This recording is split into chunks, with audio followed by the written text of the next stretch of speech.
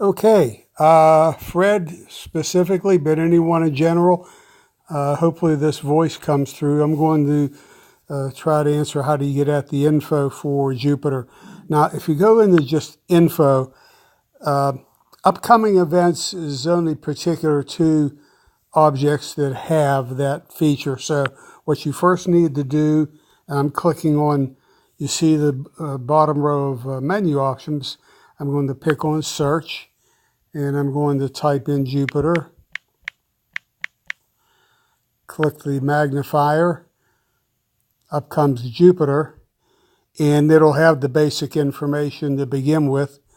And at that point, you can scroll down, and here, hopefully, you can see upcoming events.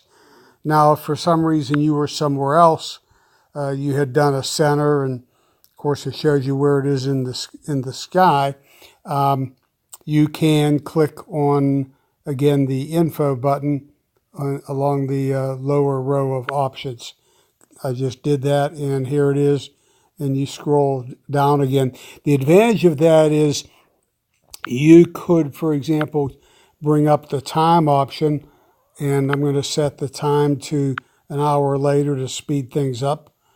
Okay, and click ahead a few times. Now if I hit info, the upcoming events, well, that part will stay the same. But but things like altitude and azimuth, of course, will be different. Okay, I hope that helps, and look forward to hearing you guys, seeing an email where this helped out. Talk to you soon, I hope. Bye now.